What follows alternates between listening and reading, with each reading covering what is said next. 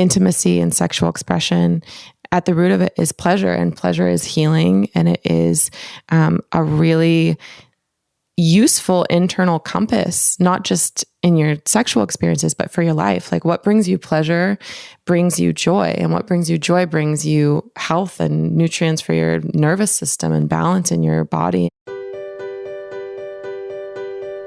Life is all about relationships. Lovers, family, body, or money. How satisfied you are can be completely explained by how you relate to things around you. This is Sophie Jaffe, and together with my husband, Dr. Adi Jaffe, we are here to explore and teach you how to maximize your relationships and achieve a happier life. Let's get ignited. Hello, everybody, and welcome to this episode of the Ignited Relationships Podcast. I'm Adi Jaffe. And I'm Sophie Jaffe. And we are entering sex mode. Yes, this month is going to be spicy. Yeah, no doubt. Today's conversation alone is going to be spicy. As I say that, I don't know how you feel about these topics, but we should probably say ahead of time. If you're listening to this with children in the car right now, you may want to listen ahead a little bit, make sure that you're okay with the conversations we're having. Just press pause. Just press pause if there's children in the car, I think, for this entire month, just because it is definitely intimate, sensual, sexual, grown-up information. Yeah, definitely some of the episodes. But anyway, especially today's episode, for sure you will want to just pay attention. Some of you have older kids, you're more comfortable talking about it, but you definitely want to pay attention more than usual with our content. Okay, so we normally start off with a review. I don't know if we can do a drum roll. You can do a virtual drum roll in your head for the review of the week and the award. For those of you who remember, if we read your review on the air, you get a little care package from Ignited that includes philosophy products and my book and all these other fun things that Maddie puts in an envelope and sends to your house. If you get your review read, please DM us or email us and give us your address. Yes, and today's review comes from Jacob K. Tut.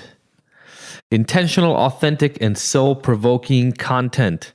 Fast becoming one of my favorite podcasts. I broke free from opioid addiction 13-year-ish ago and knew back then that traditional 12 steps of rehab options weren't for me. While I was taught that addiction ran in my family, I now understand and believe that it was actually handed down trauma that contributed to me using drugs, not my genetic makeup. The Jaffes and their beliefs about relationship, self-care, addiction, and radical transparency are a breath of fresh air. I wish I had honest contact like this back when I was navigating getting clean and facing my own mental health alone, but I'm still so grateful for it now.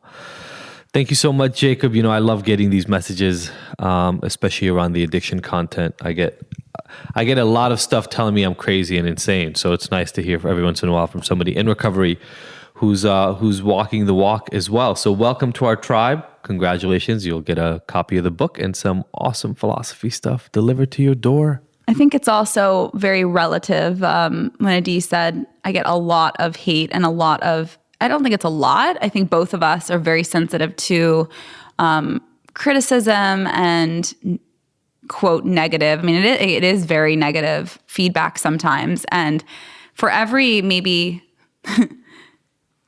200 amazing direct messages I receive from you guys or emails, in a day about a certain given topic, if I am talking about something that's a little more racy, politically, whatever, something that makes you think a little harder, and I get one or two messages that isn't supportive, it really affects me. And Adi goes through the same thing. He, is changing the way that we view addiction in this country. And I think it's such profound, amazing, work in this world, but we're also really sensitive and we're human beings. And so when we get negative feedback, like those things affect us so strongly. No doubt. I would say for me, it's probably 50-50 though. It's probably really? 100%. Every day. So I'm just looking, just because you were talking about it. Joke in all caps, but it's like JOOOOKKEEE. That was just 2 days ago.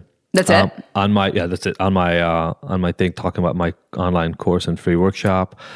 Somebody saying... So in case you don't know the work that Adi does, he has a course that essentially helps people that are struggling with addiction from the comfort of their own homes, It's an online course and it's very cutting edge, and he encourages people to get to the root of the problem, of the issue, and not necessarily just cut off drinking for the rest of your life or whatever your problem is. Yeah, the big thing is that people don't have to be ready to quit to start getting help. That's one of my big points. And that's like very... People are not happy about that one. Yeah. Another comment from a guy who yesterday, by the way, trolled me and left like 4 comments like this. No better than mugging old ladies. Oh my God. But that was the good comment that he had. I'm trying to find the ridiculous one that he had. That's really good though. Like, I think we can end on that note because that's like a really good... He had another one that was like... I'll give you a challenge. Oh. You take 100 people for free and run them through your program. And then if some of them succeed and give you testimonials, then I'll believe you. Wait, that's already happened? Well, A, we got testimonials. B, I was like, can you take 100 people for free? Like, I don't know what you do for work. But if I asked you to prove to me that you're good as a plumber, and I said to you, okay, all you got to do is go be a plumber for 100 people without charging them money and give them get testimonials Make from sure them. their pipes work. Like, what? I don't understand. Anyway, my point is I didn't want to take us on this tangent. The point was... No, I think it's important for everyone to know the like full realm of everything we do. We have this podcast, but we have our passions on the side. Nadee is helping addicts every single day and their families get out from this struggle. And he's helping them in really profound, amazing ways. And you should know that in case you ever want a non-abstinence, non-AA path. And he's really helping the world be a better place in that way. So I think it's important that we talk about that because we don't have the time to talk about everything we do on the podcast every single day. I just saw another funny one. Oh no, some more leftist BS. Oh God. Because I say that it's not right to call people alcoholics and addicts. Anyway, point being for you, for leaving this amazing comment from me, Jacob, is I also know that there are hundreds of thousands or maybe millions of people in your situation who have recovered, tried the rooms for a while, just didn't work for them, or maybe it did work and you left, whatever the deal is that you have. And nobody talks about it publicly because there's so much backlash against it. So I collect some of the backlash for you guys. I'm happy to do it. But every time somebody like Jacob leaves a comment, it means so much. Reinforces that the work means a lot on top of, as Sophie mentioned, the 50% of comments and work and efforts, recommendations and discussions that I have with the people I do the work with who are having incredible success. So thank you so much for that. We appreciate all your positivity and your constructive criticism. Yes. We don't appreciate your hate. No. Leave it at the door. It's like mugging old ladies. Yep. Writing a book is like mugging old ladies. Yep. So I'm going to read this quote. It's from Rupi Kaur. Am I saying that right? Rupi Kaur. It's her poetry book, The Sun and Her Flowers.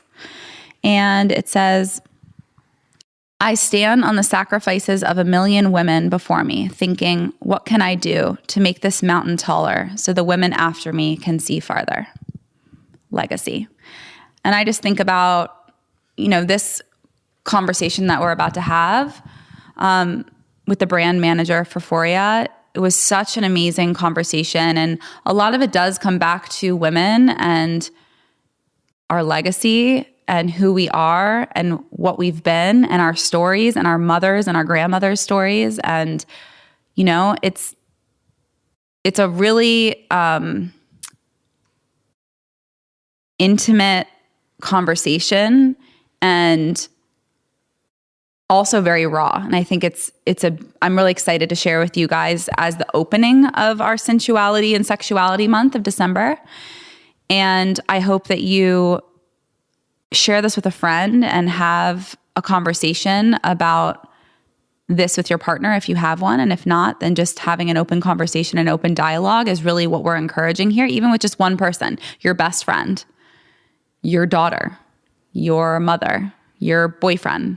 Yeah, I think what comes up in this conversation for sure is the need to have more conversations. That's a big lesson for us from this. And look, as you guys can tell, listening to whatever 110 of these episodes we've done and 40, 50 more of the Friday episodes I've done, we're comfortable talking.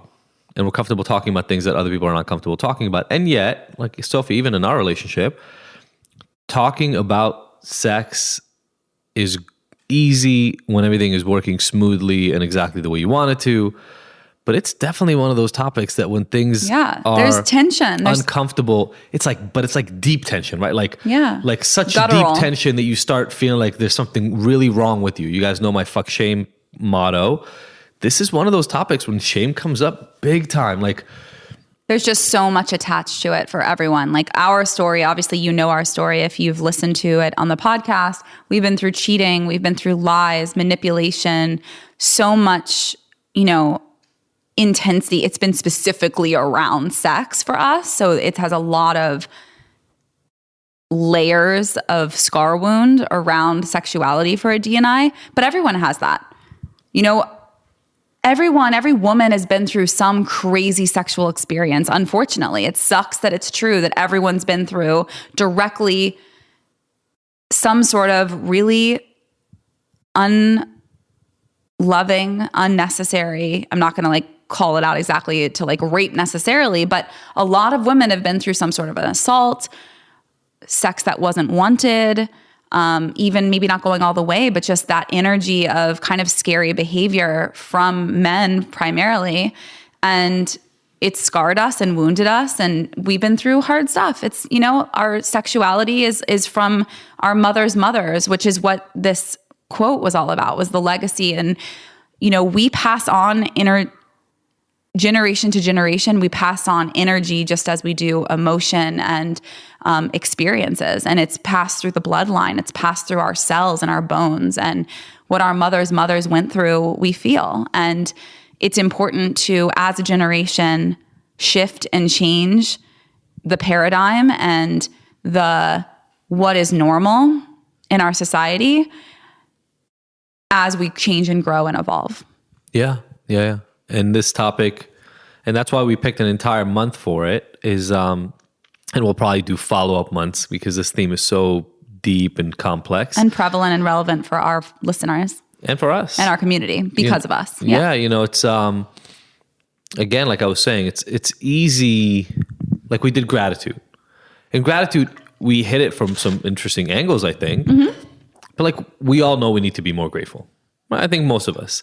And it's an easy, positive thing to kind of focus on. Sexuality it has a dark edge. It has a shadow. And that's not a bad thing. If you listen to last week with gratitude, we talked about that. Shadow is good. We need our shadows. We need the rain in order for the rainbow to appear, the whole full spectrum. However, this stuff isn't as fun always to dig into. Especially when there's trauma related, especially when there's something. Sex is one of those things where even when you have another couple who is really open and is really comfortable talking about a whole lot of things, you get to sex and it's well, what's the right number of times a week that you should be having it? And it's not even about that. And, how good is it? And how connected are you? Nobody even knows how to answer those questions because we all feel like we have to measure up to something that is out there. It's the cosmopolitan magazines of the make her have an orgasm every time. Exactly. How to have 4 orgasms in the 5 times. While eating your cereal. Yeah, while you're having sex 7 days a week. It's all bullshit and it's all a representation of our society spiraling out of control, focusing on the wrong things, focusing on sex because it sells. And that's what we're trying to get away from here, is have a real conversation about intimacy, about what sex really should be talked about, what it shouldn't be, and focusing on how we can grow as a collective. Yeah. So we were debating which episode to start out the month for with you guys. And we kind of wanted to come swinging out the gate, to be perfectly honest, because the conversation we're having today, first of all, gets really deeply into the socialization of sex. How do we learn about sex? What do we learn about sex? What does that end up meaning when you're actually in a relationship with somebody? And then how to change it. I mean, Sophie and I were talking about it the other day, just walking around, and you asked me this question, Sophie. You said, so is it every time you see a naked body of a woman, or even semi-naked body, is sex the first thing you go to? And I was trying to explain to you that, when I was 9, 10, 11, and I found Playboy and porn and that kind of stuff when I was a kid, that was always the association. And I didn't grow up in an environment where people were naked all the time. So that was the only time you got to see naked bodies. Like, it's naked body meant sex was happening. Maybe just on the screen, but it meant sex was happening. And I can totally understand how that is so just not just one-sided. It's limiting. Yeah. Because our bodies are natural. Right. And they're not only meant for procreation. Like, we're not talking about this from like the evolutionary standpoint where the only reason humans exist is to procreate. We have lives and they have meaning, and we like to hang out and read books and sit by bonfires and eat food and all that stuff. And it is limiting that's kind of the trigger that it goes back to all the time. Yeah, it's definitely not that for me. That's why it's so fascinating to me. And that's why it's so important to have these conversations. There isn't a right and a wrong. There's just awareness of, oh, my partner experiences this in this way. Like, I want to know that. I want to know if every time that Adi sees a naked body or a semi-naked body, his mind immediately goes to sex. That's information as his partner that I actually need to know, should know, want to know. I desire to know more about the full spectrum of who my partner is and what's going through his mind. And for me, it's not that way. I don't think that way. I'm around naked bodies a lot. All my girlfriends, we are very open. It's not just changing in front of each other. Like, we just have a very open, comfortable, we can be topless when we're laying out and it's nothing. And, we live in LA, so we can lay by the pool and be topless a lot. And sometimes I don't feel like getting in the jacuzzi and putting the whole bathing suit on, so I'm naked. And like, that can be in front of my au pair or my kids and my friends. And wait, why do I actually care if Maddie sees me naked? Like, where does those lines, like, does it matter if I'm just woman to woman? And so I think I've actually learned a lot from certain girlfriends how to be more comfortable with my sexuality and with my body as just a body, not as a sexual being necessarily. Like, why can't I just be my body? Why can't I just be naked in the backyard without shame? And I think that, if the kids' friends were over, that's a boundary. That's not fair to those kids. But in terms of the people in my life, I don't want to experience shame around my body. And I hope that their minds aren't immediately going to sex. And the invitation, however, knowing that your mind goes that way means that maybe I do put a bathing suit bottom on around certain people because I don't want them to think that I have a sexual desire in me being naked. I'm just hanging out in my backyard. Like, literally, I just want to have tan lines. Right. But like, if you just brought it up around, why is it, just even based on what you just brought up, that the people you name, the kids, the au pair, like the people who you mentioned, are the people who are part of our essential family almost, right? So there is a delineation. There's a differentiation of what happens as soon as you step away from it, the neighbor or one of our good friends. Like, and I think that's a worthwhile conversation. I'm sure we'll get into more of those even this month, but there is a line and everybody has a different line. Mm-hmm. Like, my dad grew up in Sweden. In Sweden, people are naked a lot. Right. Like, they go to saunas together naked, they bathe naked, all that kind of stuff, right? I don't mean in a bath. I mean, obviously everybody, but like, they go to the beach and they're naked. So people see a lot of naked bodies. I'm sure there... Nude beaches. Yeah. They have a lot of nude beaches. So like, I'm sure there's an extension. Well, even just think about that. In most places in Europe and in most places of the world, they have absolutely naked nude beaches. In America, I literally don't even know if you can be topless. No, you can, because the law, even in LA, the law has changed. So that but no one does it. Right. But again, people don't do it because of where that line is for you. Yeah. So the line exists for all of us. Anybody listening right now, you have a line. Some of you are not even comfortable walking around your house without your top on, right? Like, your own house, whether you're with your kids or your husband, like, you're dressed all the time. My mom, when she walks around, she's dressed all the time. Like, I haven't seen my mom naked since I don't even know how old. Right. You also don't live with her. No, but I'm saying, like, when I was living with her for a decade beforehand. So maybe I was like 6 or 7 if that. I don't even remember before that. And Kai and Leo see me naked every day. Every single day. So my point is, like, where that line is for you changes for all of us. Yeah. And the reason these conversations are important is I agree. I don't think there is a right or wrong, but we better talk about it. Yeah. Because our comfort level and where we see ourselves fitting in and our body as sexual and non-sexual, because it's both, right? Like, I don't wake up in the morning feeling like my body is a sexual thing.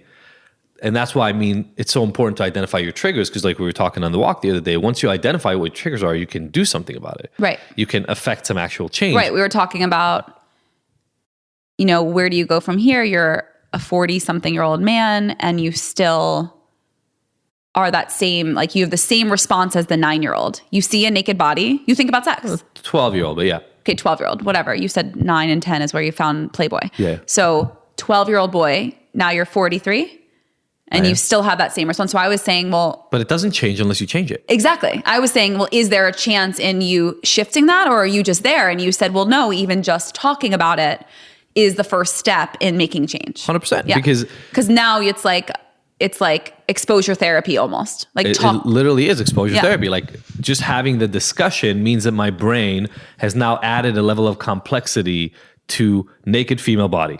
But my question to you is, and the reason it felt kind of like not a lost cause, but like we had a pool 4 years ago in the Valley and people would be there topless, and you experienced that.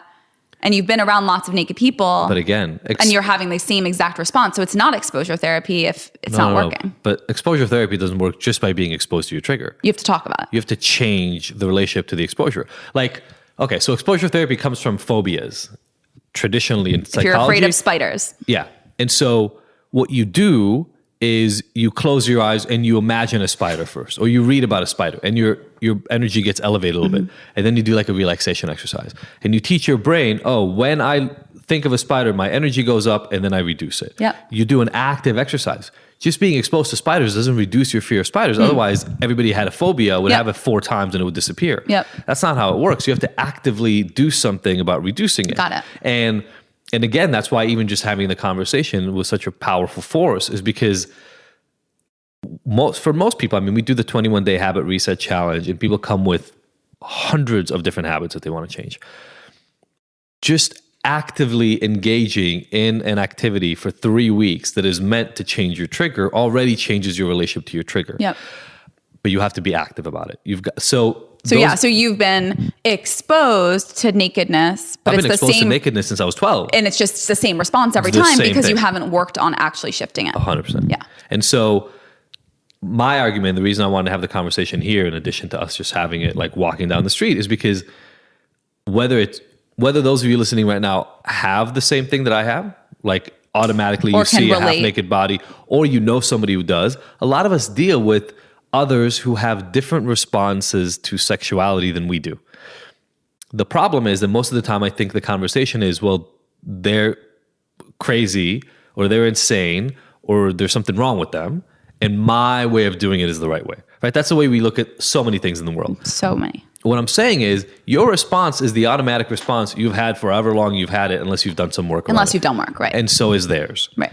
And you can judge them all you want, and then it'll put them in a shame spiral, and they can judge you and they can make you ashamed. But that's how you end up in a marriage where you can't really talk about sex, and then 14, 15, 20 years into it, you end up breaking up and you haven't had sex in 5 years because you just stopped talking about it. Right. And we've had clients, couples that we've seen that have been in that exact place where they just stop talking about it and they just are afraid to go there and they don't want to step into that territory of like, we just won't talk about sex at all. We won't have sex. We won't talk about sex. Or like they'll get drunk once a year and have sex with each other, and that's like it. Right.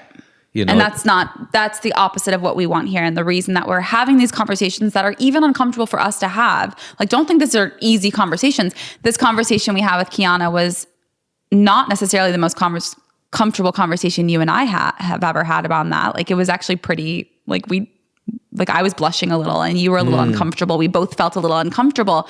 Just know we have these conversations with you guys. Oh, sure. This isn't like we're experts. Adi and I are amateurs. Like, when it comes to most of this stuff, we're amateurs. And that's why we're having these conversations, is so we can learn and experience right alongside you. Yeah. The only thing that's different is we're willing to have the conversation. Yeah. And we're having the conversations to share with you so that we can grow, but also so we can expand you. And so you feel a little bit more listening to this conversation in your car on your way to wherever you're going.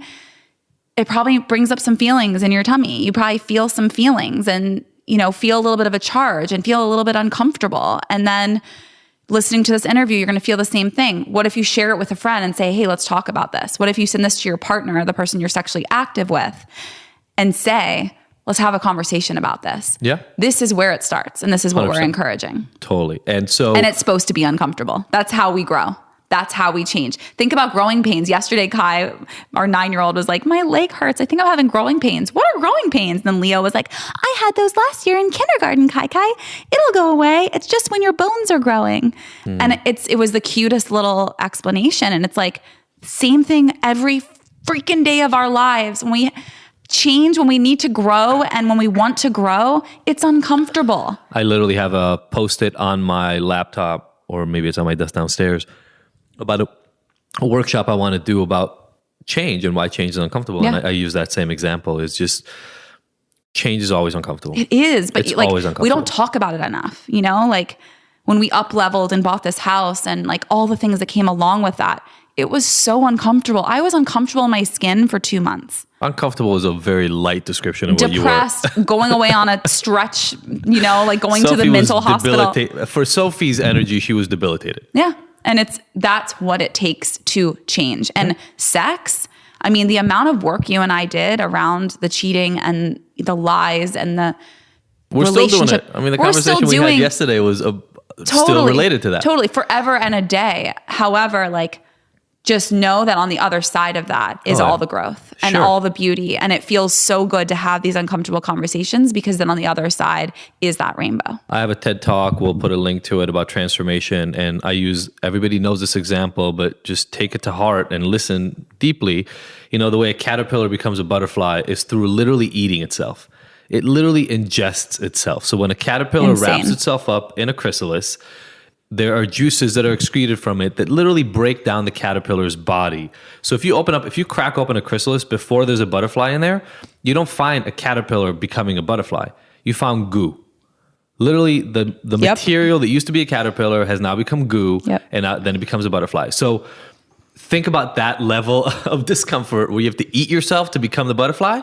That's what we're dealing with. Yep. And so step up, y'all. Step up, butterflies. Yeah, you got sexual stuff going on with your partner. Cool. You can suffer and just never grow. Or you can come to your partner and say, hey, this is going to be the most fucking uncomfortable conversation we've ever had. Well, and here's the thing. We can actually, usually you can't make promises on the other side. This is on the other side, there will be pleasure. Oh, right. Like totally. 100% chance that if you have these uncomfortable conversations, on the other side will be so much more pleasure than you've ever experienced because of that intimacy. I love it. I think that's a good lead in. Thank you everybody for tuning in. I know we went a little long with the intro, but it's the beginning of the month. You'll like it. Stay tuned for Kiana. She brings it. You're going to love this. Coming back right after this. Bye.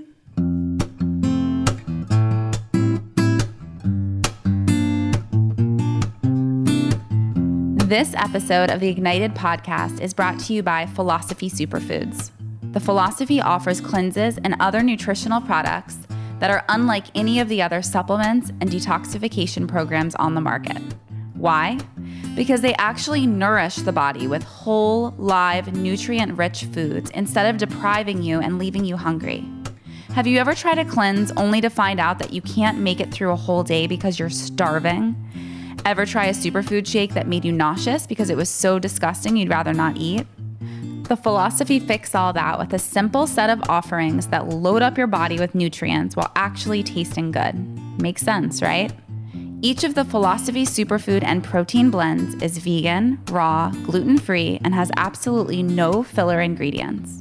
With over 15,000 satisfied customers, including some of the world's biggest celebrities like George Clooney, Gerard Butler, Lea Michele, and over 10 years of experience, this is the best stuff you can get. To buy some or find out more info, go to our website, thephilosophy.com. All right, everybody, welcome back to our fireside chat. It's raining. Why are you laughing? It's like raining outside. Fire would be totally relevant right now. It's just like the dad jokes. Like you've already seen so many. I'm so familiar. He's been here for dad 5 jokes. minutes, and it's like. I mean, I am a dad. I tell jokes. They are dad jokes. There's nothing, has nothing to do with what we're about to talk about. But like, have you ever had one of those experiences when you were younger and you used to make fun of all this crap? Yes. And then you grow up and you go, oh, wait, I'm literally in the same place I used to make fun of. And I'm literally doing the same thing. Yeah. That is my life. Every day. That is 100% my life. And I'm a proud dad, and I tell dad jokes. It's just kind of what happens. Dad or not, he'd still be telling dad jokes, but You are a dad. You did not. I don't remember what my humor was like before. I do. Kids. Same. It was the same. All right. Amazing is what she meant by that, everybody. And we are now ready to actually get started. So this month, we're getting into it. So excited. I This know. is such a good topic. And I feel like we'll get into this in the intro, but I feel like we allude a lot to different things about our own sexuality. Again, we'll talk about this in this podcast, but there's definitely some taboo still in our society with talking about this stuff openly. We are very transparent. Our whole thing is being radically transparent, but we still hold back. Yeah. And I think this month we're ready. Like, let's do get this. naked. Oh, No one will see us, but we'll be naked. For people in the VIP group, as I'm looking into the camera. No, but it's going to be, this Brace is yourselves. long time coming. And I feel like we have amazing guest lineup to help really, bring this topic to life and all the different angles. So thank you for being here. I'm so excited to So be here. excited. Yeah, so we've got Kiana Reeves from Foria, which is a product line. We're going to talk about the products. And they are, this is like the most sex-forward, non-sex company I've seen in a long time. And what I mean by non-sex 100%. company is you guys don't make dildos, you guys don't make vibrators, you don't make porn. Yet. Maybe yet. I don't know. Maybe that's in your business Could plan. be fun. Haven't thought about it yet. We are expanding your operation as we start. But a very, very sex-forward, sex-conscious company.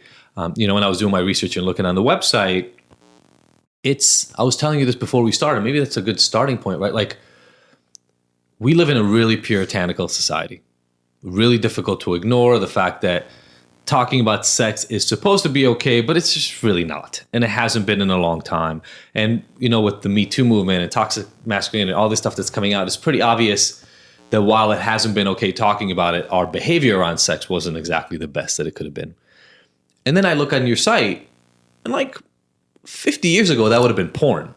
Like straight up porn, the pictures. Yep. And I love being able to fit this into a month like this because we should be comfortable talking about sex. We should be comfortable looking at pictures that display the human body in a way that is enticing and erotic and arousing without getting weird and uncomfortable.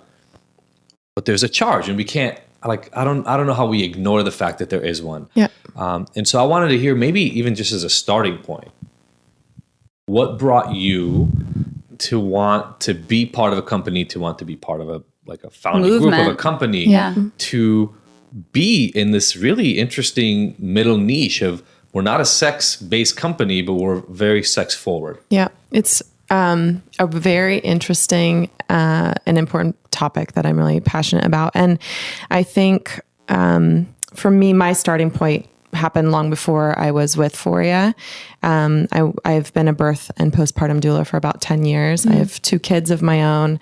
I went through a really big identity shift, I think, as all mothers do after you have a child, in relationship to my sexuality. And from that place, really, at that moment, it was more about pelvic care and understanding like how much our bodies change from pregnancy and birth, and how much that impacted the sexual experience. And it was in that time that I founded a company with my sister that was really around tools for traditional pelvic care. And we did that for a few years. And in that space, what I really realized is that the sexual identity, especially for a female, is changing throughout the entire lifetime based on all of these hormonal shifts, all of the different ages that we go through, all of these different cycles that are very natural and innate parts of our being. And I was so curious, and I actually ended up meeting a woman. I'm not sure if you're familiar with her. Do you know Kimberly Johnson? Yeah, we love her. She's amazing. Yeah. She's my mentor. I studied with her and her mentor, Ellen Heed. And I became a somatic sex educator and a sexological body worker right around the same time I joined Foria. And it all fused into this beautiful way that I could channel, my passion for female sexual health and wellness, and understanding how sexual expression and our experiences there really are formative for our sense of well-being. Like that, it's part of the holistic care and self-care that we can provide ourselves. And so I think to your question, where we're going, which is really differentiated from the traditional sex industry, which is toys and porn, and where it's sold to you. It's kind of been sold from the male gaze, porn especially, but even toys are hypersexualized. You go into, the kind of like old sex shops of the 80s and 90s, and on any packaging, you're going to see, two lesbians, and I say that in quotation marks, fully naked with breast implants, and no judgment on that, but it was superimposed onto, I think the identity of what a female should be, like the performance versus what was coming from intrinsically through desire and pleasure and expression. And so what we're really trying to do is unshame conversations around sexuality, to come at it from a place of curiosity and never telling people what they should do, how they should act, but giving them the platform and the opportunity to be curious, and also to give them the permission for self-expression. And so we're doing that through our photography, through our voice, and through the people that we work and collaborate with, by really highlighting that this is coming from an authentic inner place, as opposed to some brand or some company telling you this is the way it should look, feel, and the way you should see it. I love that. Yeah. It's so empowering. It's exciting. Yeah, we're trying to do it right. It's nuanced, like you said. Every step of the way, we have to be really thoughtful. Yeah. You mentioned the porn thing, so I just want to touch on it for a second. So we've talked about it a little bit here, Soph, before, but never, we'll talk a lot more about it this month than we've ever talked about it before. For so many men, sex education came in the form of porn. Right. That was really our sex education. Yep. We had that class in junior high and high school, but that really taught us about the proper terms and the mechanics more than it taught us about what sex is supposed to look like. Absolutely. And so it is really interesting. It's really interesting to actually explicitly start thinking about it, because it was so shameful and so not discussed. Like maybe men would talk about it secretly amongst themselves, but never bring it out into society. And yet it drives so much of the market. It drives so much of men's pursuit in relationship. It drives so much of, that the patterning of what happens in the bedroom. Like I've heard from numerous women, and I've read articles about this over the last, 15 years now, that, women have also had exposure to porn, but not like a lot of men. And so women would start dating somebody or would hook up with them, maybe not even date them, but then all of a sudden in the bedroom, it would turn into like a pretend photo shoot for a porn. Like the guys wanted to have sex the way they'd always seen it, because like literally that's how we understood it's supposed to happen. Yeah. So when you say you're being deliberate and you're being mindful, we'll definitely talk about the products, because we've tried them, and I know there's an element just to the concept behind the products that is supposed to deal with some of these things, like the relaxing properties of CBD and all that kind of stuff. But when you're saying you're being mindful, what does that look like? What's the conversation even around moving away from this tendency we've had for decades, right? Like most people sitting in the room, that has been a primary, or at least a big influence over the conversation over sex. What is that like? How do you break through that? Yeah, it's a good question. And I think the porn industry actually just reflects a larger cultural sublimation that happened, the shaming of sexuality that was, pre-porn industry. It was a lot of times through religion, and the shaming around self-touch and the shaming around sex outside of marriage. And also for so long there was, religious doctrine around sex was not for pleasure. It was purely for procreation. And so we're in this interesting time. We've had a few decades where there was, in the 70s, the sexual liberation and revolution. But it's still not something we've practiced with. And so to your point, I think in this moment we have this almost bifurcated understanding of what sexuality is. Everyone is obsessed with it. It's, as soon as you give people a space to talk about it safely, people are hungry to know about it. They want to know how to talk about it for themselves and what their desires are. And they want to know how to talk about it with their partners in intimate settings. And they want to ask questions, but they don't know where to go because there hasn't been a lot of really holistic resources for such a long time. And then they're bringing in, their cultural or their religious or their just societal shame that we all grew up with. And so we're all a little bit clumsy, I think, as a culture how we're relating to this. And you're right, most young men, but even young women, I would say, and even people who don't identify with genders, like that's where people are getting their sex education a lot of the time.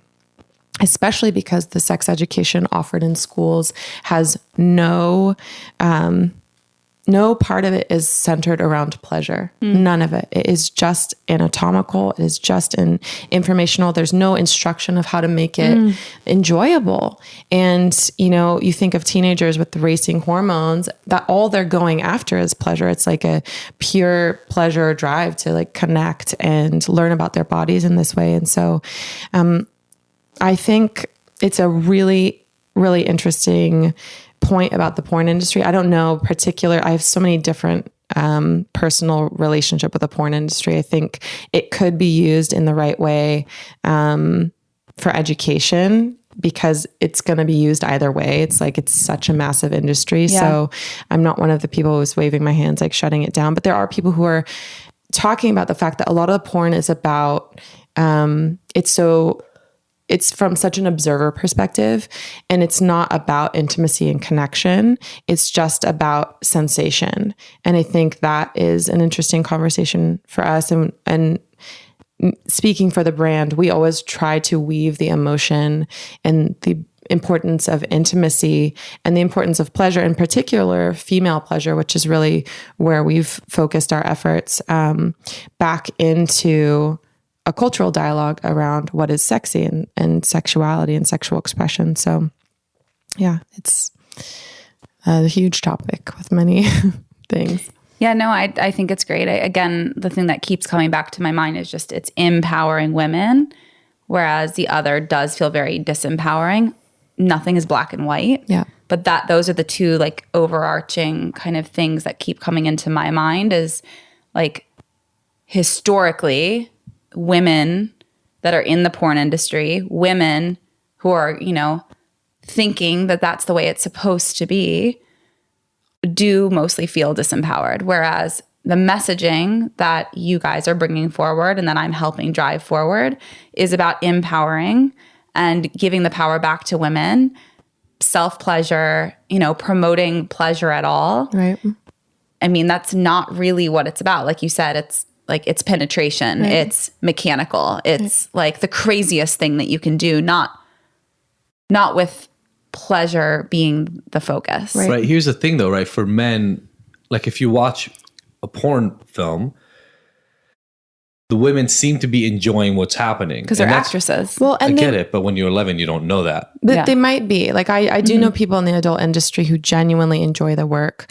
And I think we just have to look at it from a structural perspective. Like, are people being paid really well? Are they really enjoying their work? Are they feeling super empowered? Is it coming from a place where people fully understand what consent is, and not just consent in their mind through their work, but embodied consent of like, this feels right for my body?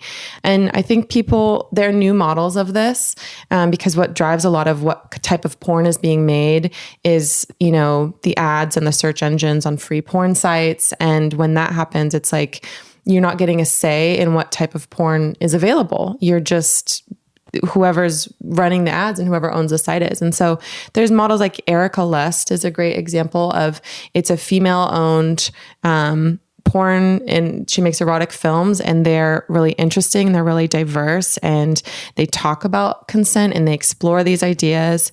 And I think there's the question of like ethical porn. If we're talking about this across other industries, it's important to talk about the ethics of porn and like what really makes something work in a way that feels like everyone is respected and everyone is taken into consideration.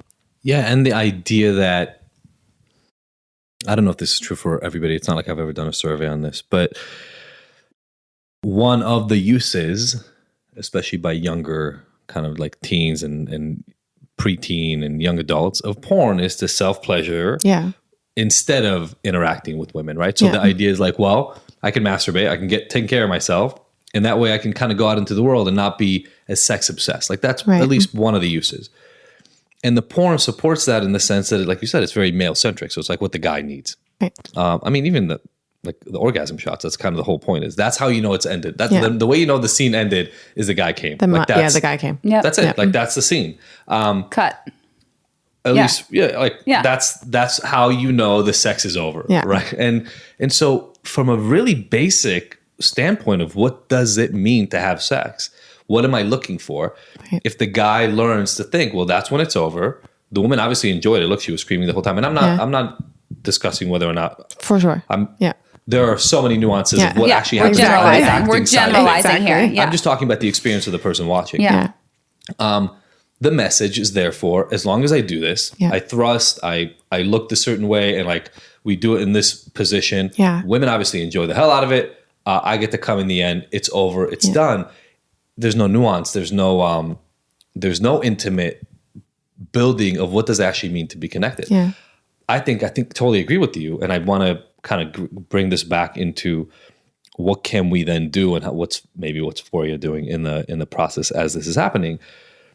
Porn could play a totally different role. Yeah. It could totally be about, hey guys, let me teach you what different, because first of all, not all women like the same thing, guys. If you're listening right now, it's not, you're never going to find the thing that all women like. Yeah. Different women enjoy different things, just like different men enjoy different things. If there was porn that actually was empowering to both elements and said, look, here's how you explore, here's how you figure out what your partner likes, here's how you have the conversation about finding out what they like, all those elements, then we could have a really empowering, really interesting, really beneficial product that would then sell because it's really beneficial and it wouldn't ruin in a really deep way. Like I know I didn't really figure out that this was this destructive in my life until I was in my early to mid 30s. Right. And thank God I figured it out, because then we've had a decade to work on our sex, but it's deep seated. Yeah. Once you realize that this is your concept of what sex is has been so distorted, you now have a lot of work to do. And I didn't ask for the work. I just found my dad's porn. Mm-hmm. That's literally how the process started. Yeah, it's crazy. I remember even like when we got the products, like got the oils and those sorts of things. I'll be honest, like there's excitement and discomfort all at the same time. Like, oh, okay, this is a totally different approach to how we're going to experience pleasure. Mm. And now it's a tool and it's great and it's going to lead to all this great advances in our pleasure. It's so funny that he had that experience, because mine's the exact opposite. Yeah. Whereas like going into a sex shop, I feel like mostly disgusted. Right. Like the 80s, 90s that you're talking about, like the ones in West Hollywood, like I feel disgusted. Yeah. And I'm like, but this is the only place to go for this. Yeah. Right. The hustlers of the world are the only place to go. The place on Santa Monica Boulevard is the only place to go. So this is where we go. This is where we go. Yeah. But there are other ways. And I like Foria to me is like so comforting and like, oh, thank God. Like it's so comforting. Right. Because it's just focused on all the right things. Right. And it's an interesting talking point, because I think what you're touching on and is really illuminating, because it's the lack of tools and resources we have. Both, porn is like the tool that people are using because it's most readily available, but it's the lack of experience in communicating desire, because sex, like between two people, because you can have sex with yourself too, but like sex between two people is not just about, this free flowing, we don't even have to talk about it, it's going to be great every time. It's like, it's how can we communicate with each other what our true authentic desires are without feeling shame, without, maybe feel a little discomfort or without trying to hide. And we just don't have that practice. Like we don't see it modeled for us anywhere. So we're seeing the model of porn, and it's really interesting hearing your perspective on it, because I have 2 sons. And so I'm constantly thinking about this, like, how are they going to be introduced to sex and pleasure? That's exactly in was their my own thought when bodies? he was talking. Right? That's exactly my thought. Like, oh my God, my 9-year-old's almost a preteen. Yeah, okay. Like, exactly. how are we going to deal with this? And Exactly. we talked about it a couple of weeks ago, and I was like, in a year or 2, I have to start talking to him. Yeah. Yeah. Because he's going to find it somewhere between 10 and 14. And I don't know when it is. And I better talk to him before he finds it and not after. Because once you find it, it's already set the scene for you. Exactly.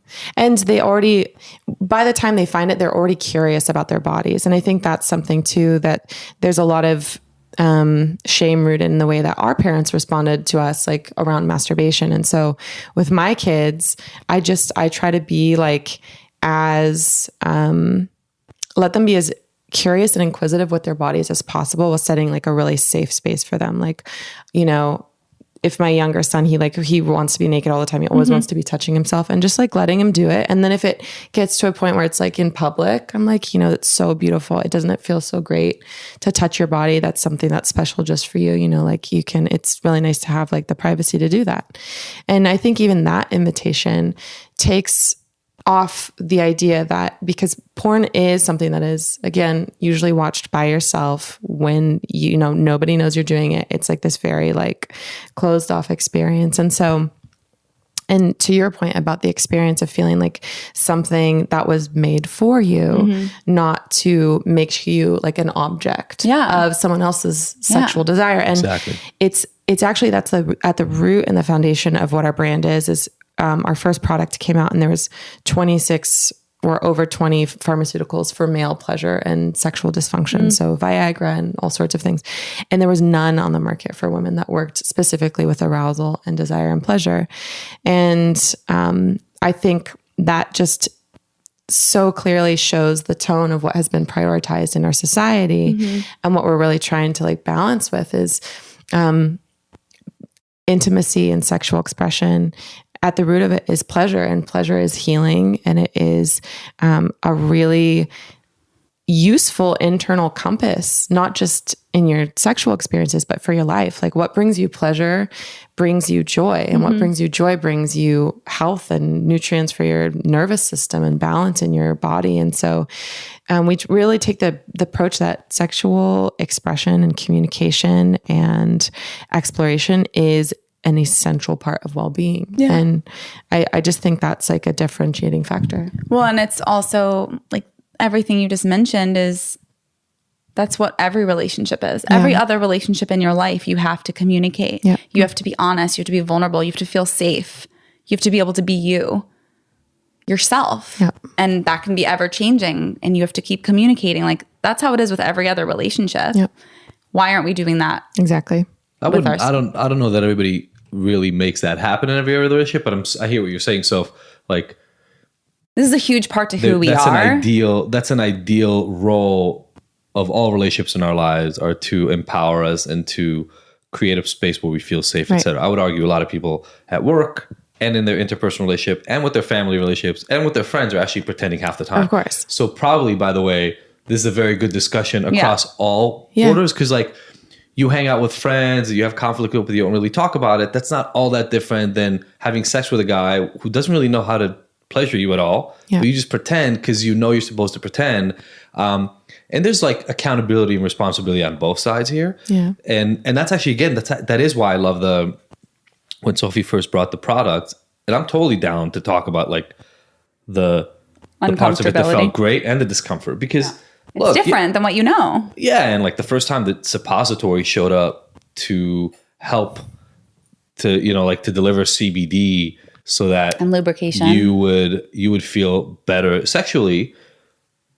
That wasn't like, that's not the connection I have to suppository. So you're like, sudden, what is that? I'm like, all right, like that's not the connection anyone has to suppositories. Of course. Yeah, suppositories have never been sexy. That's what I'm saying. Yeah, totally. That's what I'm saying. So it's like, I think it's better to just put it out there and talk about all of it, because again, right, Sophie, you and I talk about this all the time. These connections, these pre-built-in connections that we have to things, they color the conversation. Absolutely. And so I'm almost even interested, you know, we got the like an oil spray, and then we got the suppositories. Awaken. Yeah, Those the were Awaken. the two and the main things I Intimacy think that we suppositories. used. Awaken, that you also have a CBD pen, right?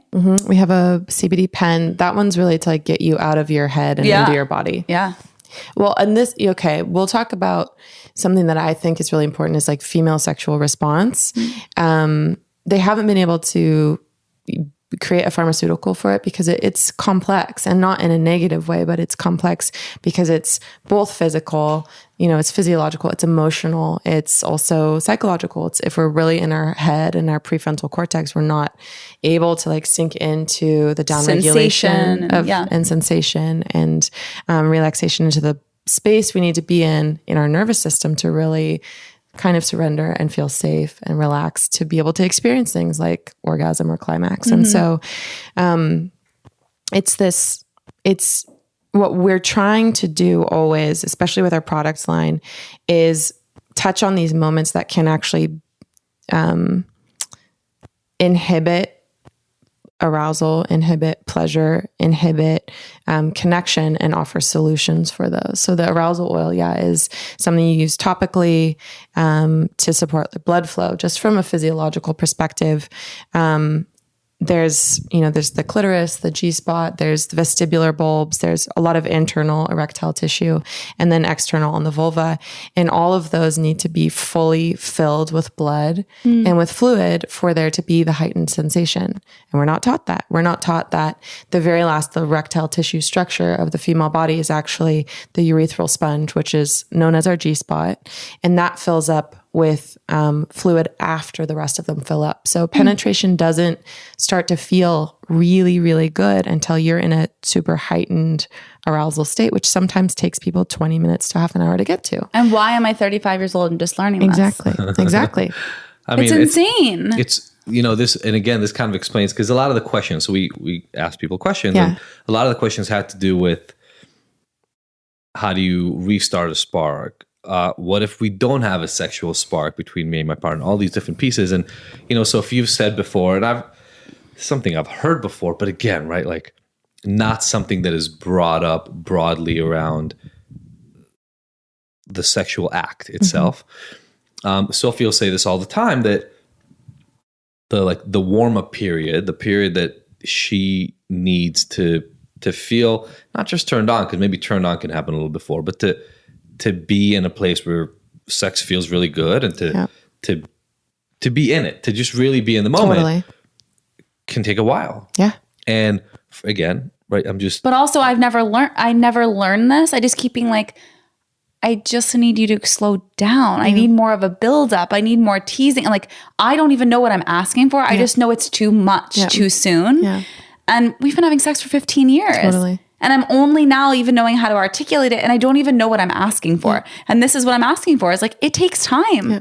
It just takes time. It doesn't feel good hurrying up. I think like the very most important thing there is I don't know what I'm asking for, which is all of us. So frustrating. Because it's like, what do I need? And again, where is a model in my life where I can say, oh, this is what I'm looking for. And for me, with my clients personally, because my background is as a sex educator and I do intravaginal pelvic work, but this is the same thing that I hear a lot of the time is like, not only does my libido feel a little bit like mismatched as a mother or, going through this thing with my partner, but I don't know how to communicate exactly what I'm wanting, which then becomes another layer of that can inhibit the desire to connect. Absolutely. Because it feels more intimidating because you're not necessarily really getting what you want, but you don't really necessarily know how to speak to it or ask for it. Yeah. Well, and if you don't know what is even driving the fact that you're not getting what you want, then now you're really lost. You're kind of sitting there going, well, I used to like having sex. Now I don't. What happened? So I think what's really useful is breaking it down from sex as this, it's this hugely vast thing with so many different experiential points. A lot of people think of sex as just like heterosexual penis and vagina sex. And that I always am like, okay, just take that off the table. Let's call sex everything that you can possibly imagine. And then let's ask yourself personally, and of course think about your partner's pleasure, but let's just say your partner is responsible for their pleasure and you're responsible for your own pleasure. You're responsible for knowing exactly what you want. And the only way you'll be able to know that is if you ask yourself. So one of my favorite questions is, what would feel really good to me now? And just sit with it for a minute, because you might not know. But eventually you ask yourself that question. You might get a little visual, or you might get like it sometimes feel good when this happened. Can we try this? And so that's when you start, bringing these questions in that, if it's in a partnered experience, that are non-threatening, like, oh, it feels really good when you do this. Can you try it like this? And I love that, like open-ended curiosity instead of like, you don't know what I need right now. Exactly. Like, let me communicate that to you. And also, you shouldn't know. Yeah, your pleasure should never be your partner's responsibility. Yeah. And then if we go into this, like, this is the way that we do this thing called sex, then it's like this default. Yeah. And then it's not fun, because it's like, you don't know what I want, and then he's at fault or she's at fault. Yep. They're not at fault. Exactly. You need to be communicating. What's also interesting about this is, like, when you first meet somebody, there is a longer window of arousal, because you meet each other, you're hanging out, you go to dinner, you go grab drinks, or you're just spending some time together, and the charge is there. Exactly. The build up. So you got like a 2-hour build up before you end up hooking up. Yep. And it's just built into dates. Yep.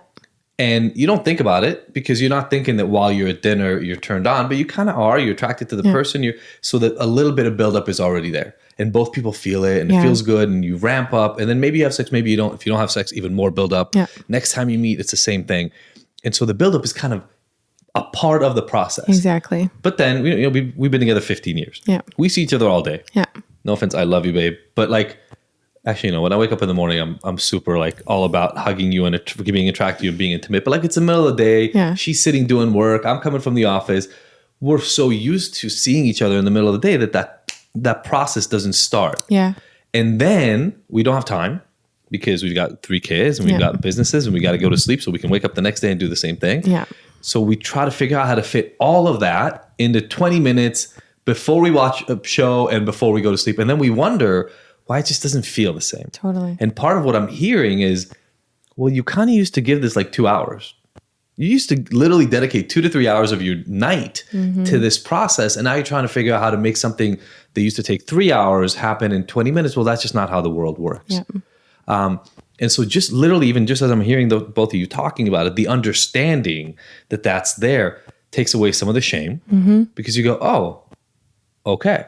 Then we have a couple of options. Either refigure what the sexual experience is like in a shorter time period so that we can understand that. And that requires a lot of conversation, a lot of, well, what would feel good, et cetera. Or, well, let's dedicate the time. Yeah. Let's give ourselves the time that we used to have. Maybe I would argue, I actually see it a very different way, but I think that this is relevant for some people that are listening, that are maybe in dating, or like, for me personally, it's like, I still didn't know how to communicate about it then. So maybe there was that extra factor that he's talking about, that X factor of like, there's a sexiness in the not quite touching each other, and that builds up. And so that's present. Yeah, the charge. Like, and that goes dynamic, away. For sure. Yeah. That goes away in anything, in any friendship, in any relationship. That charge goes away because you're comfortable. Yep. So how do we now create a similar buildup as knowledgeable, wise, connected, curious adults that can stay open-ended, that can stay curious? And I think that is far more sexy than just some like build up because we've never fucked before. Right. Like that's way more sexy and forever, as opposed to the other, which can go away. Well, and I think it's interesting because I don't know if it goes away, but I think we get used to each other. And what happens is, you're talking about the like kind of like new phase of a relationship where there's charge because there's like a lot of polarity. Like you're over here, you're new. Yep, it's newness. You're differentiated. You're in your own life. He's in his own life. Exactly. Like you guys have different things going on. And so you're not together all the time. So you're not like completely used to each other. What's going on over there? Yeah. And eroticism is partly so exciting because it's so novel and it's so primal. And so something I think can be really useful is like, I don't think you can have a super deeply erotic, passionate connection with somebody else unless you have one with yourself, like sustained over forever period. And again, it comes back to the personal responsibility of how do I want to engage my own sexuality and my sensuality. And a lot of times, and I'll speak for my own self in particular, because not everyone's the same, but especially when I became a parent and I felt like I was just giving to everybody else's needs all the time. Like everything was externalized. Everyone needed everything from me. And you're the source of everything. Yeah. And I did not have any time to recharge my own self and like even tap into that place. And so for me, it became, if I was even going to have a libido or have desire to engage with somebody else in that way and not have it feel like I was just giving to them, that I would have to activate, engage, and really dig deep into like what I wanted first and foremost before I even could consider sharing that with my partner, because otherwise it was just going to be me always feeling like I was doing it for him or her. Absolutely. And I think, this comes up a lot where like moms will write me and they're just like, I had my baby like a year and a half ago and I don't want to do this. Yeah. I don't want to. And I feel bad. And he keeps asking for it and I feel bad. And what's wrong with me and all. And it's so normal and natural. And I just want anyone that's listening that's been through this, maybe it's your best friend, maybe it's you, like it is so normal and natural. Your hormones have been all over the place. Your sleep has been disrupted. You belong to a little human now where they didn't exist before. And now you are their world. Mom is everything to a baby. And there's nothing like it. Like they can love their other parent, whether it be another mom or a dad. And that's beautiful, but there's nothing like their primary person. And that's a lot of pressure. Yeah. And then you're trying to also maintain all these other things, have a job, whatever, like passions. So just know that it's normal. There is no expiration date. It's not like, exactly at 9 months, you're going to get it back. No, some people get it back sooner. Some people don't. But I think the point here is like, start to tap into what it is that would feel good. Exactly. And what would feel good in this moment. Exactly. And then within the relationship dynamic, I find it really important and useful to create a container for that.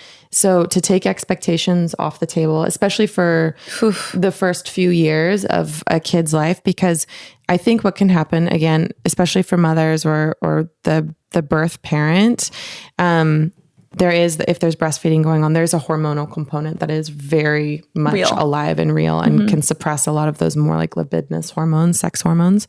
But the other thing is, if there's any kind of birth trauma or if there was, a tear or an episiotomy that healed funny or has scar tissue, or you're experiencing lack of lubrication, or maybe you just don't feel recovered quite yet to really enjoy penetration. Or even to want to be touched. Or to want to be touched all day long by this baby. Exactly. It's the whole like touched out thing. So finding the things that would feel good.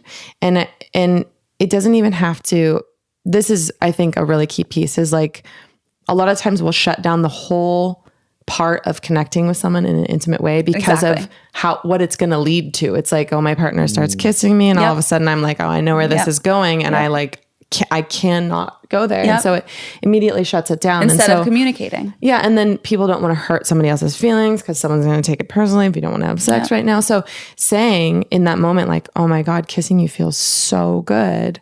And like, it would feel really good to like, I don't know, let's say lay with you naked right now, but I don't feel like having penetration would feel good for me. So can we agree on something maybe that would feel really good for me, and tell me something that would feel really good for you, and put them on the table, like fully, this is our agreement for this moment. And then you're not overcommitting yourself. Yeah. And I think that just takes the pressure off. It's 100% amazing. We talk about radical transparency a lot. We mentioned it already here earlier, but there's so much that came up for me from this little conversation that you guys just had. No couples talk like that. Yeah. That conversation you just mentioned, I don't know. I'm asking for a vote from y'all listening right now. Yeah. I'm going to put a poll up when this thing goes up, and I want to see how many people have ever had that conversation with their partner. When we did our first online couples workshop, it breaks my heart. Yeah. When we did our first online couples workshop, there were only like 8 or 10 couples in this thing. But we asked, like, have you ever told your partner what feels good sexually? Yeah. Not a single couple had ever done that. Couples. It's literally shocking. They're all married couples, and like nobody's ever said, this is how I like it when you touch me, or I like this, or I like Never. Yeah. Right. And what you're saying, and the reason that this is so important, I really want to draw attention to it, is a lot of you who asked us the question was, how do we reignite the spark? How do we find ourselves again? What if we lost it? Do we lose it forever? And then can I still be with this person? Like, that was a pretty common question. Here's the thing. If you had sexual attraction before, and it was like when you were dating and all that stuff, was it just almost like a natural artifact of the novelty? Have you ever actually sat down with the person and said, hey, when you do this to me, it feels good, but then sometimes you switch to this other thing and that actually, I don't like it. So it stops me from feeling good. And I haven't said it to you because I felt like it would really hurt you, but you're my partner and I think you want to make me feel good. Yeah.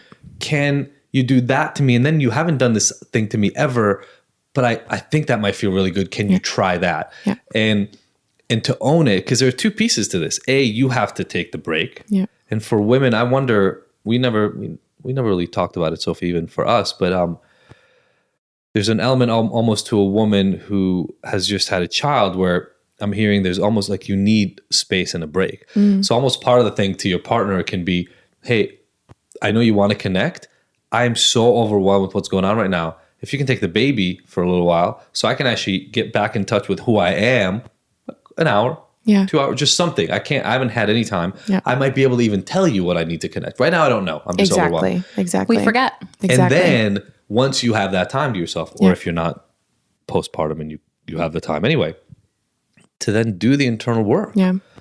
Journaling, touching yourself, experiencing pleasure, eating chocolate really slowly. Like, what are the things that, like, dancing sensually? Like, there are so many things. If you make a list of the things that tap you into your pleasure spots and getting comfortable with those things, it's not about having an orgasm necessarily. It can be, but it's about what are the things that get me feeling open in that way and doing more of that. Yeah. And I think it's a lot about getting out of your head and into your body. And so anything that is an embodied practice, even a bath, I remember a really strong moment I had when I was feeling a lot of pressure from my partner to like kind of like meet his needs. And I wasn't feeling like I was having sex with him enough. And it was stressing me out in this way that was really hard because I felt bad, but I also didn't want to have sex just for him. And so we were in this kind of locked heads moment.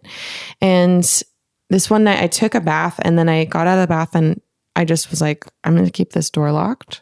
I'm going to rub oil all over my body and I'm just, whoever's out there can just do whatever they need to do. And I'm not going to take that responsibility right now.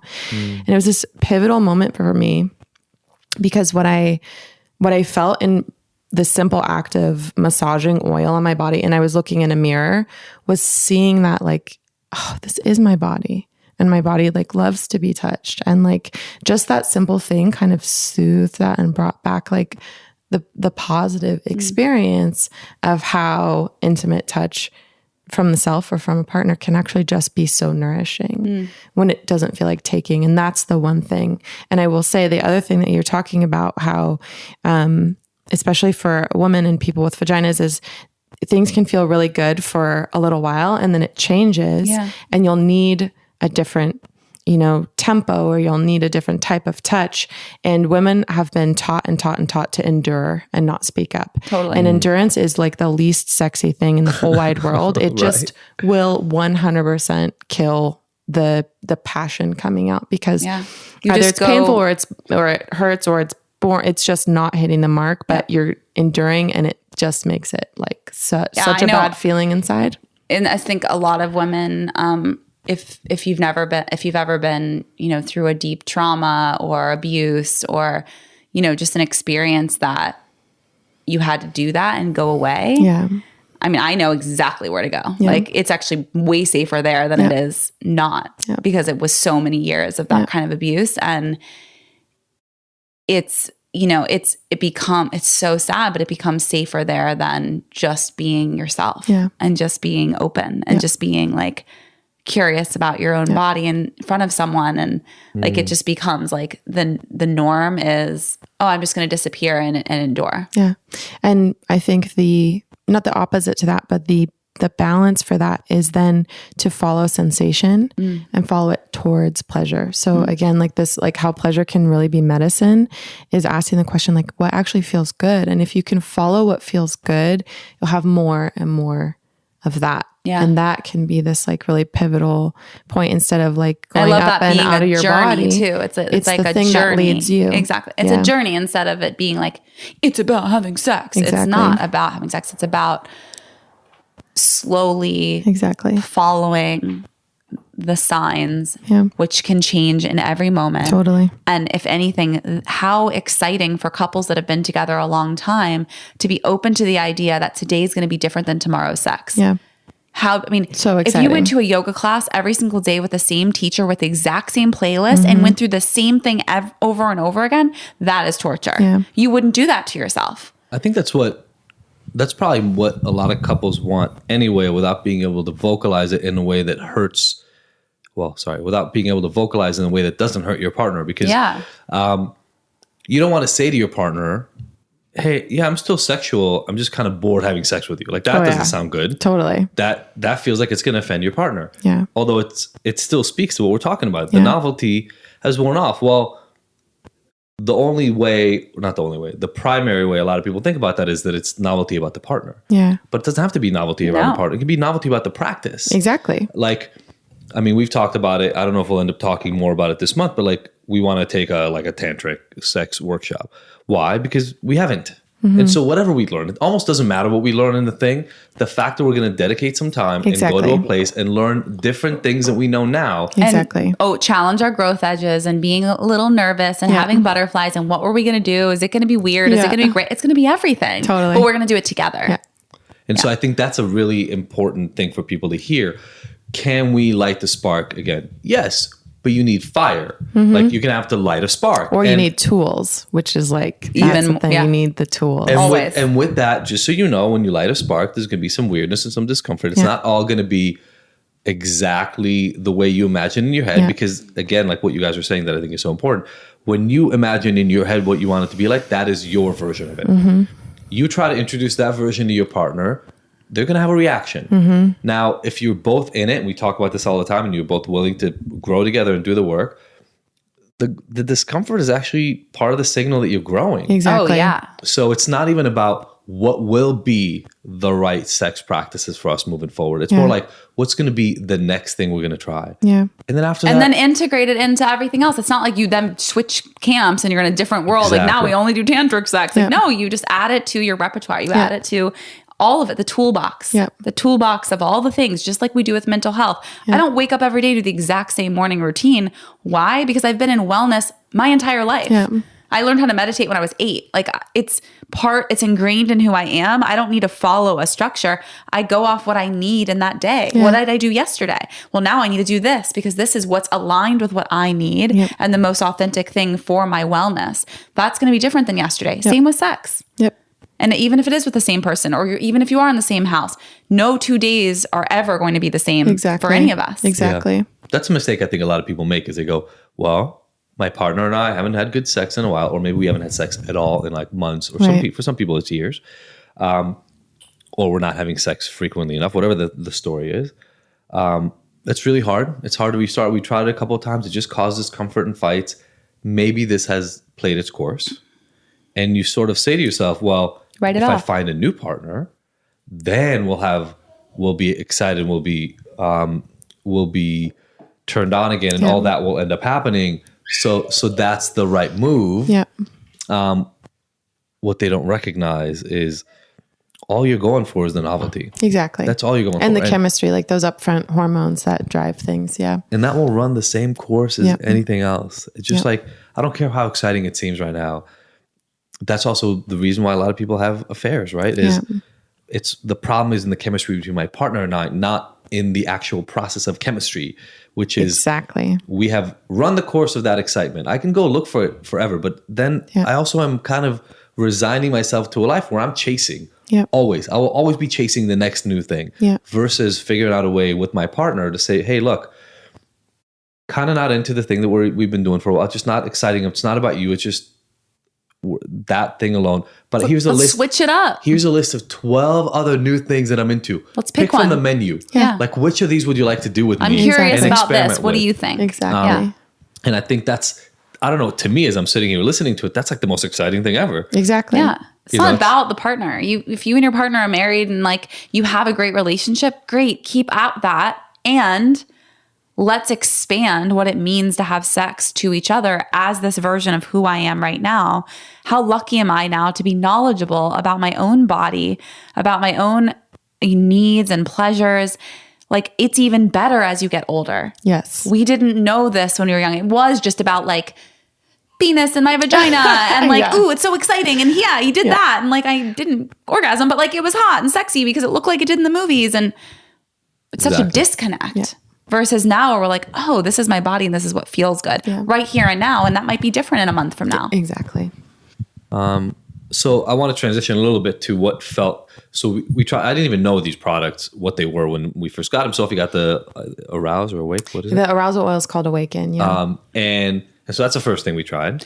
It's funny. I think I got this years ago into Topanga Malibu with my friend Leah Marsh. She was doing a event. And sounds familiar. And we were speaking on a panel and then we walked outside and I met someone from your team and you guys gave me a t-shirt with a big weed symbol. Yeah. Right? Sounds like us. Yeah. I wore it to bed forever. Like I like more, it was like my favorite t-shirt. It was like a boobs and then like a big weed. That's definitely our shirt. You guys, right? Mm-hmm. Okay. Yep. Thank goodness we came to terms with that. Yep. Okay. So, and then I got it then and I just was like not really sure how to use it. I didn't really know. So then when you guys came back around, I'm like, oh, I love them. I know that I already love them. And we started to play with it. And I actually used it on my own before I used it with him. And that's what I was going to say. It fucking worked. Yep. I had like 3 orgasms in a row. Sophie was like, I came multiple times. I'm like, whatever that is, let's use more of it. Let's use it now. Yeah. Whatever. I don't really, honestly, I don't even care what it is. Yeah. Let's use whatever made that happen. I was like, what? I love that. Yeah. That's my favorite. So it works. Yeah. Yeah. And then we use it together and it's just fun to like, again, all the different tools in the toolbox. And I want to dig in a little bit into because when you said that, it wasn't really clear why and what felt better about it. But I mean, I've known you for a long time. That's not a common occurrence. Sure. So I wanted to dig in a little bit because the products are there for a reason doing the thing. And so my understanding, just on my basic understanding of cannabinoids and CBD in particular, it's about the stress relief and the relaxation and the anti-inflammation. But at the same time, what you're talking about is the increased blood flow from the prevention of vasoconstriction, right? So it's kind of like allows more blood to come in. And then there are other, like what made you guys create this product in order to be able to make my wife come multiple times? It's such a great question. So we had our original formula was called Pleasure, and that's in our THC line, and it was just THC. And when we first gave that to family and friends, we had literally such magnificent responses to it. People were like, I had like 5 orgasms and I've never had an orgasm in my life. Like what is happening? And so for the first few years that we were around, people could only get it in California and Colorado. And people all around the world wanted it because we had such incredible press. And so we kind of reverse engineered Awaken to have similar activity within the endocannabinoid system. And so there is the CBD in there. The 3 main players are really the CBD, the kava, and the cacao. And there's also mint and ginger and vanilla and cardamom, and all of these beautiful herbs that work synergistically together. And make it taste good. That make it taste good, make it smell good. It's all plant extracts. It's all natural. So there's a lot of reasons why it's amazing. Like lubrication in general is just really important. Like 30% increase in pleasurable sensation just through extra lubrication. But the way that the ingredients work together is they stimulate blood flow to that erectile tissue network. And arousal it's the primary, like the landscape of pleasure. The more aroused you are, the more sensation is going to be enhanced. The more full, you feel your labia is and your internal you feel your clitoris swell up and you feel the internal kind of G-spot swell up as well. That is when things start to feel really good. And so Awaken was designed to support that physiological process. And then we have this full suite actually of intimacy products, which we're so excited about. A lot of them are really recent additions, and it's to address these other aspects of arousal and desire and pleasure. And so you mentioned our vape pen. That's our intimacy pen is really, it's not to be used. I take my CBD with a vape pen every day. It's because cannabinoids through a really high quality, clean vape, they onboard in 3 minutes into the body, as opposed to a tincture that would be, 20 to 30 minutes. So it's in the moment. It's made with a lot of the same ingredients that Awaken is. So it has an amazing flavor profile, and it just brings you out of the head and into the body, which is essential for sensuality and sexual connection with somebody else. And then the intimacy suppositories, I don't know if you got a chance to use them, but we did. It's one of my most proud moments for us. And I'm so excited about it because this is really about supporting the relaxation of the pelvic floor, which for so many people, we're told, especially after you have kids, that you're going to, there's this whole idea that your muscles are going to change. You're going to be loose and you have to do Kegels, and Kegels can be important, but they have to be balanced with relaxation in the pelvic floor. And you would be amazed at how many people are chronically holding tension in the backside of the pelvic floor, both through the anus, and then internally you can feel it as well. And so for us, not only are these suppositories, again, they're relaxing muscle tension so that the blood flow can happen, but CBD can also help promote vasodilation. And through all of that blood flow and the relaxation is really how those internal structures can be supported to experience heightened sensation in the G-spot, the cervix, the AFE zone, all of these internal orgasmic centers that maybe haven't been activated, maybe haven't been explored. And it's really also about getting that CBD much deeper. So with Awaken, it's amazing. You can massage it into the clitoris. You can get it internally, but you're not getting a high dose of it. This can be used, the suppositories can be used vaginally or rectally too, which a lot of people love exploring, but they didn't know that there's something that can even promote even more relaxation or blood flow there. So yeah. Cool. Yeah. That's awesome. Yeah. I mean, again, right. It's all about the end effect, but it's important for people to know why it does what it does, because even conceptually, the idea of relaxation around, we talked a little bit before about the tension that just exists around sex, just conceptually to allow you to relax. Exactly. Both physiologically and psychologically around that topic and around your sex organs can make for better sex. Huge difference. Yeah. When you're literally uptight about everything that's happening, it just creates a lot less opportunity to enjoy yourself. Period. Whether you're playing Monopoly or, trying to have 3 orgasms. Everything in your life. Yeah. And it's a physical, you say uptight. It's I immediately think of someone super wound up and type A that's just always wound up. Totally. How can you let go? You're not ever. Yep. And fun fact is that a lot of that can actually be reflected in the pelvic floor, the posterior pelvic floor. So the anus, we have 2 anal sphincters, and the internal one is directly connected to our nervous system. And so it's made of smooth muscle, which is governed by the autonomic nervous system. And when you are stressed out and when you're super upregulated and when you're, feeling a lot of tension in your body, you're also going to be responding to that through a clenching or through some kind of tension in your anal sphincter. And we get a lot of blood flow through the backside of our pelvis. So 30% or something, there's a lot of blood flow coming in through that pathway for arousal, that if there's a lot of tension there, it's just being restricted. So it makes so much sense. Connection there. This entire conversation is it just all makes sense, and it's so easy to absorb and understand. And I just really appreciate you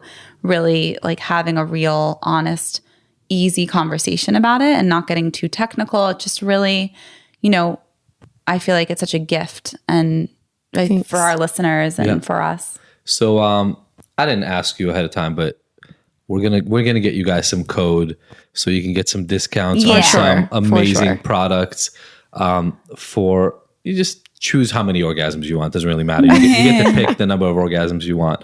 But we're here attesting that it worked because we've tried it. Yeah, I love this. This is such a great conversation to have, and I'm so glad we're finally having it. We ask our guests 5 questions every time. The first question is, what is the best advice you've ever received?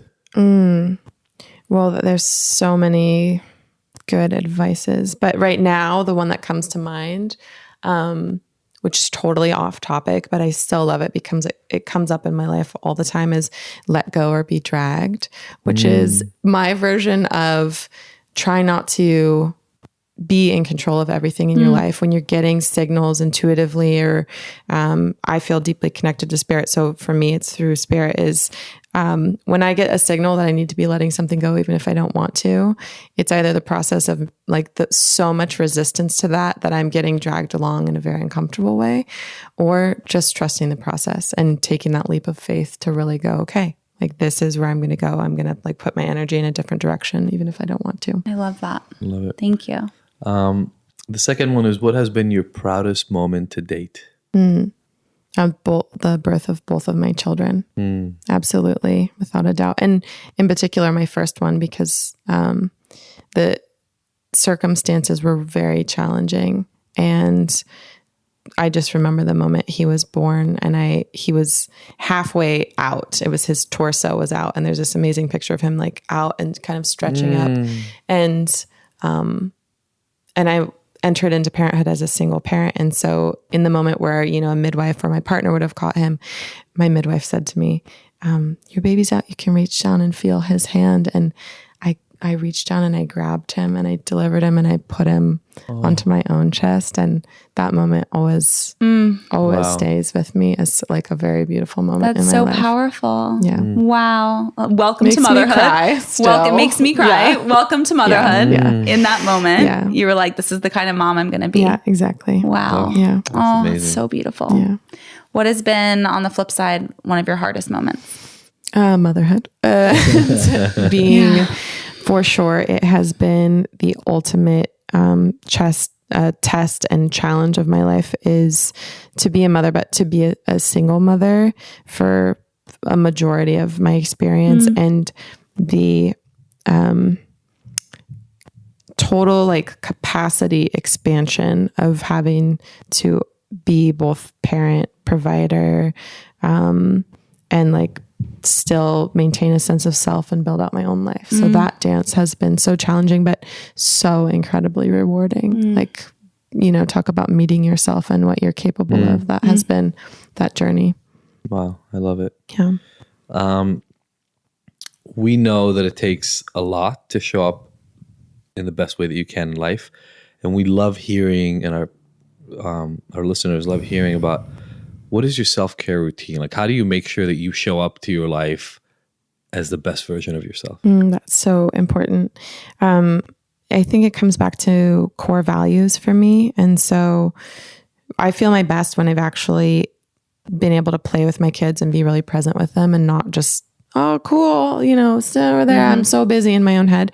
And that's kind of my litmus, how I'm doing in my self-care. Same. is how I'm 100%. engaging with my kids. 100%. So much of that is sleep quality. And so like on a very just fundamental level, I have an eye mask, I have earplugs, I take magnesium, CBD, and I go to bed early and I read before bed and I try not to scroll my phone. And that, if I get quality sleep, it 100% changes my day the next day. Yep. Love it. Very fundamental. The second would be relationship with spirit and having a continual prayer, conversation going throughout my days. Love that. So great. I love it. Yeah. Last question. This is called Ignited. Yes. What ignites you? What ignites me? The creative resilience of the human spirit, that capacity to take something challenging and turn it into something gorgeous and unique, and that it expands and ripples out into the world and has an impact on other people. Love it. I love it. Thank you so much. Yeah, thanks for for having coming me. over and having this really important conversation with us. For those of you listening, we're going to obviously share the hell out of this, but share with us, tag the three of us, tag Foria, but tell us your stories of what it is that resonates with you and how What this came up has for affected you. Yeah. your look at your own sexuality, the spark in your relationship, all those sorts of things. This is so important. You know, we set out Ignited to work on relationships. One of our key goals was to literally reduce the divorce rate, like have an impact. That's amazing. And I think this is one of those conversations that can actually do that, because so many people break up because they just gave up on that spark. And if you can Because figure they out just don't have the tools. Yeah, exactly. So thank you so much for having with us. Thank you everybody for listening. See you next week. Thank you everybody for listening to the Ignited podcast. We were so happy to have you along for this ride. Please go and subscribe to this. Leave us a review. We love hearing from you. And if you want more, don't forget to go to ignited.com, where all the podcast episodes are available with show notes and so many of the little details and links from each one of these interviews. And you can look at all the future events that we have going on, all the things that make Ignited so special, even beyond this recording. Again, thank you so much for joining us. We will see you next week.